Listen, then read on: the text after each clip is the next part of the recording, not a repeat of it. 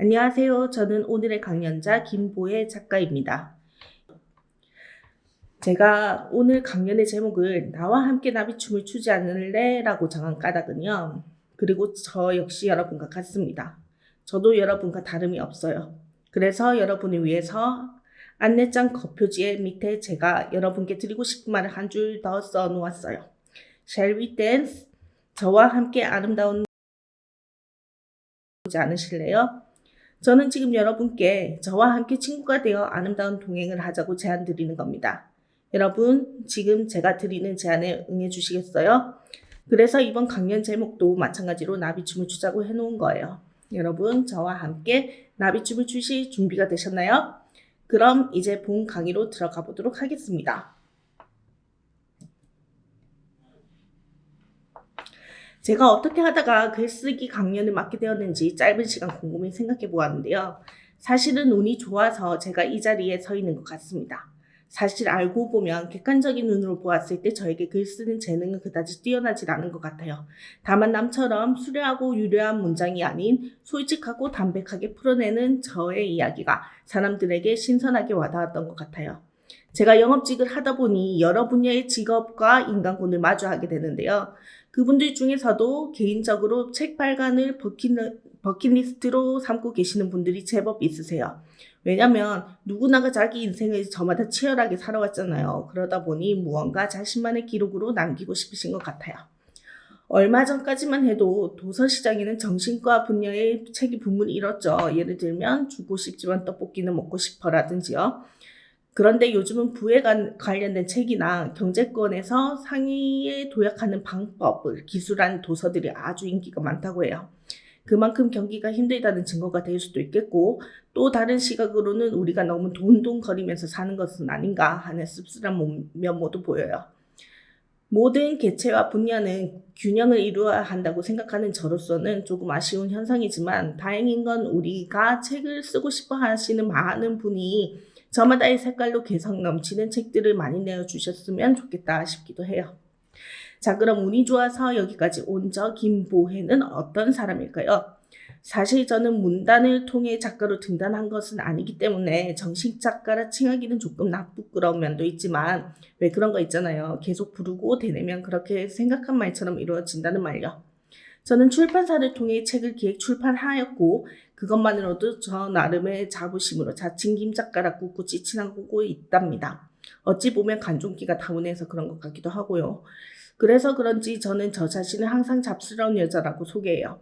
열정은 있으나 끈기가 부족하거든요. 이게 정신과적 병적인 원인인지 아니면 저만의 태생적인 성격의 문제인지는 모르겠지만 끈기가 워낙 약하다 보니 이것저것 시도해보다가 때려치우는 일들이 많아요. 덕분에 제 이력과 그리고 삶의 기억들은 무궁무진한답니다.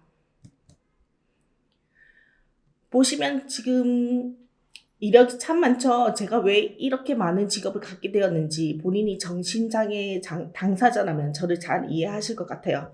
참 그죠? 남에겐 쉬운 일들이 저희에겐 어려운 부분으로 크게 다가오는 것들이 많이 있잖아요. 그러다 보니 저 역시나 한 가지 일 또는 매여있는 일에서 멘탈이 바사삭 나가는 경우가 허다하다 보니 진득하게 무언가의 일을 할 수가 없었어요. 그 결과 쓸데없는 이력만 이렇게 많이 쌓여서 박수무당 노릇을 하기도 하고요. 사실 집어넣지 못한 이력들도 있습니다. 저도 오래전 써둔 이력서를 발견하지 못했더라면 전혀 기억을 못하는 상태였을 거예요. 과거사는 보시는 바와 같이 이랬고요. 앞으로 제 계획은 개인적으로 명리사주학을 좀 배워보고 싶은 생각과 금융 플래너 일을 열심히 하면서 기회가 된다면 드라마 대본집을 쓰고 싶어요. 제 잡다한 인생 이력은 저뿐만 아니죠. 많은 분이 겪으면서 하는 일이고 겪을 일이며 또 겪어간 일이기 때문에 특별히 내세울 건 없고 다만 제 카카오 브런치 스토리 플랫폼 중에서 그래도 오늘을 산다를 보면 응애 하고 아기로 태어나 이걸 날미라고 하죠. 살아가며 하나둘씩 세상을 배우고 이건 알미라고 하고요. 훗날 눈 감기 전에 되돌아 살펴보아 내가 살아온 나날이 들인 삶을 부디 평온함으로 가득했으면 좋겠습니다. 해당 자격증이나 직업, 인생살이 등에 대해서 고민 있으신 분들은 언제든지 저에게 연락 주시면 도와드릴 테니까 편하게 연락 주세요.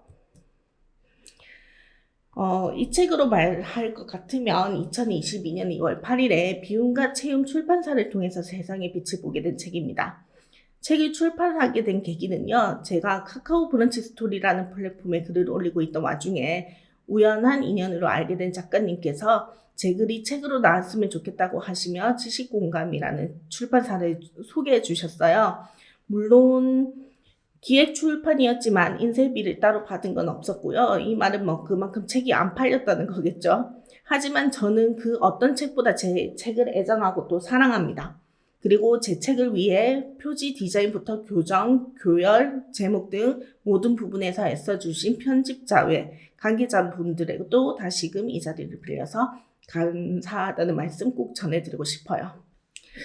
책은 알 수가 없잖아요. 또 이렇게 먼지 자국 뿌옇게 쌓여 있다가 어느 날 언제 인기가 빵 터질지 모르니까요. 그래서 저는 이 책이 어떤 매체보다 더 값어치 있다고 생각하거든요. 제 책은 6장으로 구성되어 있고요. 제가 태어나서부터 결혼 후 시작된 정신장애로 인해 제 외동아들이 가슴속 깊이 박아두고 살아야 했던 차가운 얼음가시 이야기, 그리고 이형 우울증으로 오진받아서 치료 시기를 놓쳐 생겨났던 수많은 일들, 그리고 정신과 치료 일기, 폐쇄병동 입원 일기, 정신과에 대한 일반적인 궁금증들에 대해서 담백하고 진솔하게 풀어내었어요. 시간 나실 때 한 번쯤 읽어보시면 비록 코믹 장르는 아닐지라도 책장이 술술 잘 넘어갈 것 같아요. 이제 정말 본론으로 들어갈 건데요. 제가 준비한 목차를 살펴보시면 아시겠지만 오늘은 간단하게 책 출판하는 방법에 대해서 이야기 나눠볼까 해요. 제가 글쓰기 분야에 있어 지식인 엑스퍼트 활동을 자주 하면서 접하는 질문이 대부분 첫째, 책을 내는 방법에 대한 질문, 둘째, 공모전 등에서 당선되는 글 쓰는 방법인 것 같아요. 어쨌든 모든 것을 막론하고 제가 라디오에 사연을 올려 당첨이 되든 TV 방송에 사연을 올려 촬영을 진행하게 되든 편지를 쓰든 어떠한 글을 쓸 때 저는 체계적으로 글을 쓰지 않아요. 제가 생각하는 중요한 짧은 토막 글을 써서 모아두고 짜깁기를 한 다음 하나의 글을 만들고 필요 없는 내용은 가감하게 삭제합니다. 그렇게 한 편의 글을 완성해 나가는 편이고요. 삭제한 글은 버리지 않고 따로 보관해 두었다가 다음에 또 사용하기도 해요.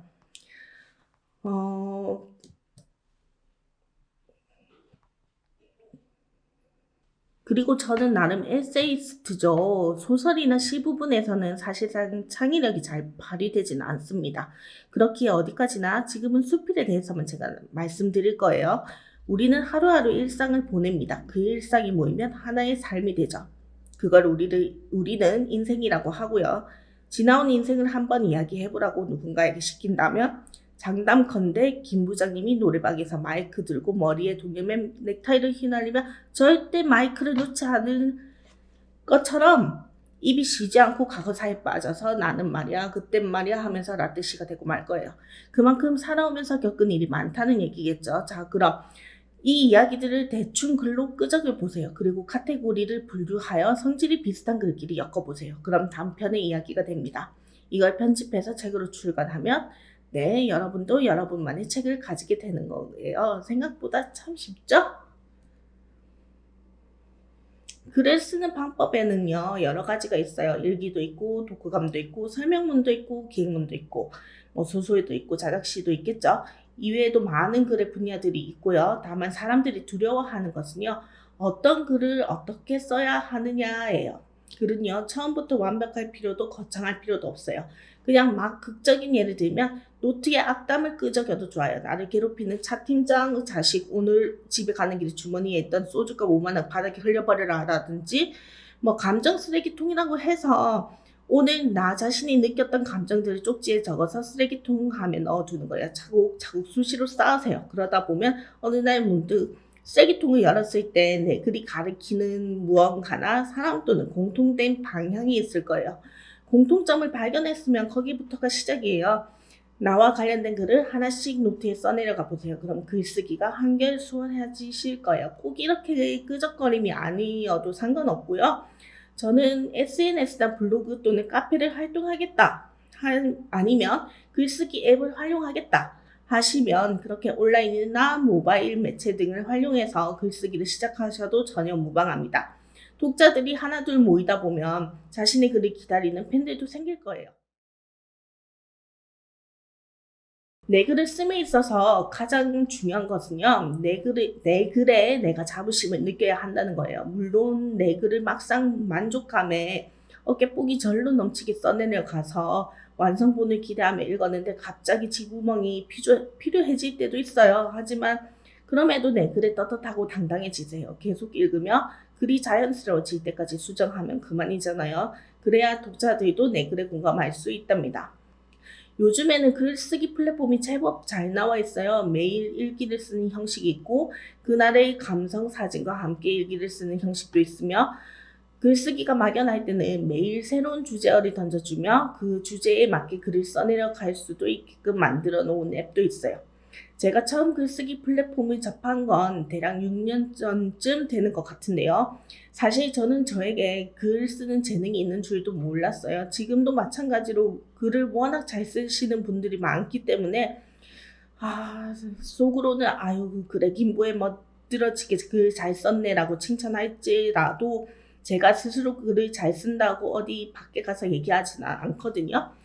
그저 당시 유행했던 카카오 스토리에 올린 짧은 글귀들이 학교 선생님으로 재직 중인 제 친구가 보기에 제 능력을 조금 더 발휘했으면 좋겠다 싶었던 건지 씀과 카카오 브런치라는 앱을 저에게 알려주었고요. 그래서 처음엔 씀을 시작해서 카카오 스토리에 쓰던 글을 좀 더 장문으로 쓰기 시작하다가 브런치로 옮겼는데 브런치는 조금 전문가적이더라고요. 아무나 글을 쓸 수 있는 시스템이 아니었기에 글을 쓸 수 있는 자격이 주어지는 플랫폼상 작가로 승인나는데 고배를 한번 마셨어야 했어요.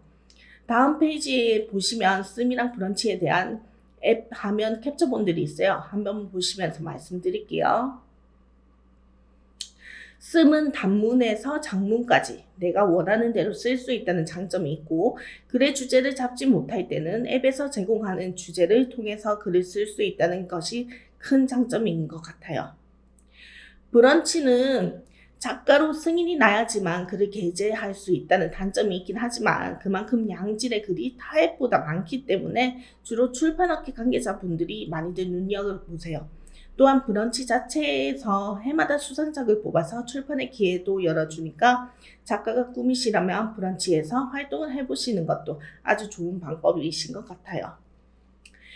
이거는요 사실 비밀인데 일례로 들려드릴게요. 제가 독후감 대회에서 표창장을 받은 적이 2번 있어요. 그런데 2번 모두 대회에서 주관하는 책을 읽지는 않았어요. 이 말씀을 왜 드리냐면요. 책은 글이 효율적으로 작성이 되어야 해요. 그래야 읽는 사람도 글을 읽는 동안 줄거리에 혼선 없이 필요하지 않고 글쓴이가 말하고자 하는 내용을 효과적으로 전달받을 수 있거든요. 제가 독후감 대회에서 책의 줄거리를 파악한 것도 이와 마찬가지였습니다. 책의 제목을 보고 소제목을 찾고 이 책이 말하고자 하는 주제가 무엇인지 카테고리를 통해 짐작한 다음 부분별 카테고리 이야기들이 어떤 이야기로 구성되어 있는지 그래서 책의 마지막에는 어떤 이야기가 실려 있는지 살펴보았어요. 물론 과학, 정치, 사회 등 전문 분야의 도서 같은 경우는 이런 식으로 책을 파악하기는 힘든 부분이 많습니다. 정보를 책 속에서 얻어야 하니까요. 하지만 수필의 경우는 사람살이 이야기가 대다수이기 때문에 어느 정도 눈치만 챙기면 굳이 책을 읽지 않아도 대략적인 내용은 파악하실 수 있답니다. 어찌됐건 앞에서도 말씀드렸다시피 글을 쓰고 초고를 완성하고 난 뒤에는 몇 번이고 계속 자신의 글을 읽어보세요. 문장이 매끄러운지 글의 흐름이 자연스러운지 말해요. 나 자신이 읽어서 매끄럽지 못하면 독자가 읽었을 때 나 자신이 본래 말하고자 했던 부분을 독자가 이해하기가 어려워지거든요.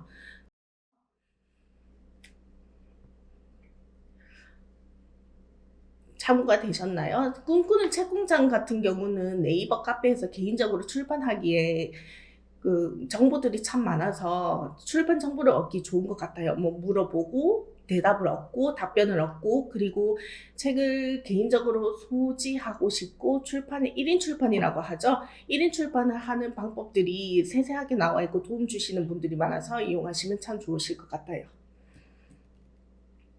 나만의 책을 만들 때는 크게 분류해서 두 가지 방법이 있어요. 내 돈을 들여 만들거나 출판사에서 투고하여서 출판사 지원을 받아서 출판하는 방법, 이렇게 두 가지가 있죠.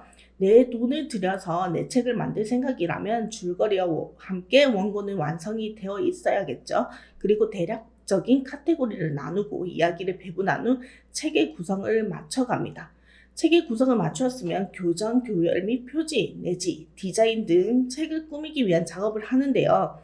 이때 지인이나 본인이 직접 하기가 힘들면 크몽이라는 프리랜서 작업을 해주는 앱이 있어요. 이것도 참고하시면 좋을 것 같고요. 대충 책의 견본이 만들어졌으면 처음부터 많은 양을 인쇄하지 말고 10부 이내로 소량 인쇄하여서 채도나 디자인 등을 다시 보세요. 1인 출판을 하기 위해서 가장 좋았던 카페는 앞서 말씀드렸다시피 꿈꾸는 책공장이 있었고요. 그 외에도 이제 출간 플랫폼 또는 전자책 위주로 출판을 도와주는 출판사도 많아요. 그런 업체와 컨택하는 것이 좋을 것 같습니다. 다음, 출판사에서 투고하여 출판사 지원을 받는 출판을 할 때는 원고는 굳이 완성된 원고가 아니더라도 상관없어요. 다만 출판사 쪽에서 관심을 두고 미팅을 원할 땐 자신이 쓸 책의 방향성에 대해서 명확하게 인지하고 있어야 되겠죠. 보통 출간 기획서라는 것을 작성하고 원고의 일부 또는 전체를 첨부하여서 각 출판사 메일로 투고를 하는 것이 일반적이에요. 그럼 각 출판사 메일은 어떻게 하느냐? 출판사 홈페이지에 나와 있는 때도 있고요. 서점에 가시면 책 뒤 겉면에 이메일이 대부분 적혀 있습니다. 좀 더 출판사에서 연락이 올 확률을 높이고 싶으시다면, 내가 만약에 여행 에세이를 쓰고 싶다 하시면 최근에 여행 에세이를 출간한 출판사 또는 여행 에세이나 에세이를 위주로 출간하는, 즉 나의 글과 성격이 맞는 출판사를 찾아서 메일을 컨택하시고 보내신다면 시간 낭비도 줄이고 마음의 상처도 줄이실 수 있을 거예요. 자, 앞에서 내 돈을 들이느냐 안 들이느냐 이야기를 잠시 나눠봤는데요. 말 그대로 출판의 종류에는 자비 출판, 반기획 출판, 기획 출판이 있고요. 자비 출판은 책을 만드는 데 필요한 비용을 모두 본인이 지출하는 겁니다. 그렇기에 초기 투자 비용이 크다는 단점이 있지만 책이 팔렸을 때 인세는 높다는 장점도 있죠.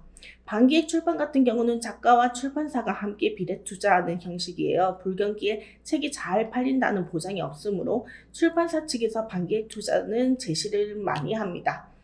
전자책만 내려는 경우도 있고요. 종이책은 기획력이 좋지 않으면 잘 내주진 않더라고요. 기획 출판 같은 경우는 출판사의 기획과 투자로 이루어지는 출판인 만큼 출판에 있어 작가에게 따르는 투자 비용이 없고, 출판사가 선택한 원고라는 점에서 작가가 출판했을 때 장점이 많은 것은 확실한 부분입니다. 다음은 출판사 컨택하는 방법에 대해서 제가 추려봤는데요. 첫 번째는 매체의 이용. 블로그라든지 SNS라든지 플랫폼 같은 곳을 통해서 꾸준하게 나만의 색깔로 글을 자꾸 업로드 하시는 거예요. 그러면은 눈여겨보는 출판사가 분명히 있을 겁니다. 그래서 그 출판사 쪽에서 관심을 갖도록 해야 되고요. 두 번째는 원고, 투고, 쓰리고라고 했는데, 준비된 원고를 출판사에 투고합니다. 이때는 출간 기획서와 함께 일정량의 원고를 출판사 측으로 전달하는데요. 원고가 다 준비되어 있지는 않아도 됩니다. 100% 안 쓰셔도 되는데, 다만 아까 앞서서 말씀드렸다시피 내가 쓰려는 글의 방향성은 숙지하시고 계셔야 돼요. 그 다음에 세 번째, 거절에 익숙해지기. 주로 이메일로 투고를 진행하거든요. 그렇게 됐을 때 특히나 기획 출판을 원한다면 출판사에서는 답장을 안 하거나, 혹은 답장을 하더라도 친절하게 답장을 많이 해주세요. 그럴 때 기대심을 갖지 말고 일단은 거절에 익숙해지셔야 한다는 거. 10번이고 100번이고 투고를 계속 하시길 바래요. 그다음 네 번째, 나에게 맞는 출판사 찾기. 이거는 앞에서도 설명드렸지만 출판사가 선호하는 분야가 있습니다. 트렌드에 맞춰서 출판하는 경향도 있지만 그 출판사마다 색깔이 있기 때문에 그 색깔을 맞춰서 내가 그 출판사에 맞게 투고를 하시는 게 좀 더 전략적인 투고 방법이 될 거예요.